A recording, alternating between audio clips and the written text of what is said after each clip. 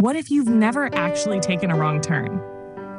What if, even when you fell, even when you failed, even when you walked away from everything that felt right, you were still exactly where you were meant to be? It sounds impossible, doesn't it? That the parts of you you're most ashamed of, the chapters you try to hide, the sins you pray no one finds out, were somehow part of the design. But stop for a moment, not to defend the wrong, not to excuse the pain you might have caused yourself or others, but to ask a harder, more mysterious question. What if your sin didn't surprise God? We grow up thinking of God's will like a perfect road, one you're either walking or not. We imagine that one wrong choice, one misstep, one temptation we give into throws everything off, like we've ruined the plan. And maybe that's why so many of us carry this quiet panic deep in our chest, this voice that whispers, you messed up the path, you missed the purpose, you failed your destiny.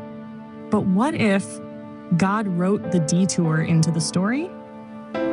Not because he wanted you to break, but because he knew what the breaking would lead you to. Think about your own life.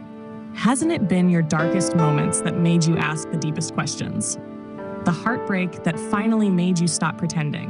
The regret that turned your eyes inward. The silence after the chaos when you finally heard your soul whisper, there must be more than this.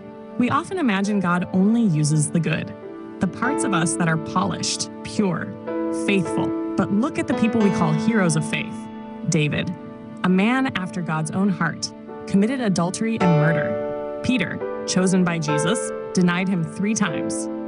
Paul, who wrote most of the New Testament, was once a violent persecutor of Christians.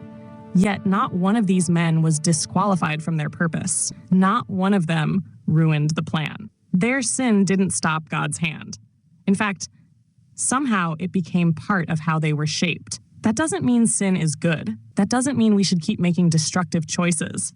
But it means God is bigger than our sin.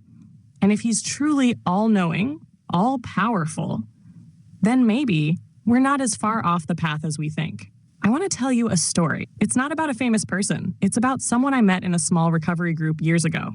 He was quiet. You'd never guess by looking at him, but he had lived through some of the darkest chapters you could imagine.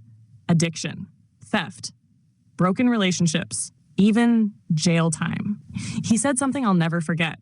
When I was at my lowest, I thought I'd finally destroyed any plan God had for me. But it was in that jail cell that I prayed for the first time in years. That was the start, not the end. Today, he mentors young men who are where he used to be. And he said, if I hadn't gone through the worst, I wouldn't have known how to reach the broken. Did God cause his sin?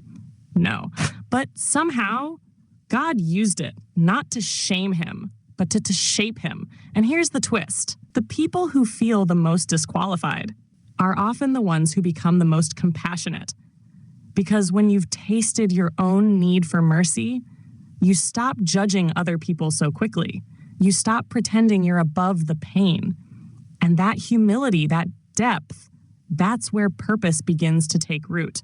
What if God's plan isn't a straight line? What if it's more like a river, winding, messy, beautiful, sometimes slow, sometimes crashing against rocks, but always moving forward, even when you can't see it, even when you don't feel it, even when you're stuck in shame, convinced you've gone too far.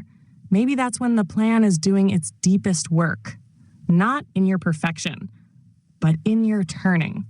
You see, the prodigal son didn't ruin the story when he left home. He stepped into a different part of it. The returning was always waiting. The embrace was always part of the ending. He had to see the emptiness of everything else to understand the depth of the Father's love. So maybe you've sinned. Maybe you've gone off course or disappointed yourself more times than you can count.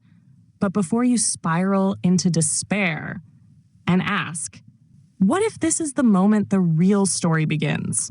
The moment the masks fall off. The moment you stop trying to earn love and start receiving grace.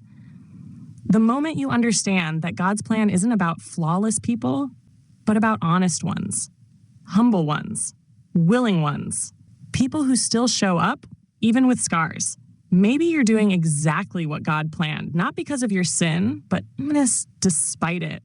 Or maybe even through it. Not because he wants you to fall, but because he knows that when you do, you'll need him in a way you never did before.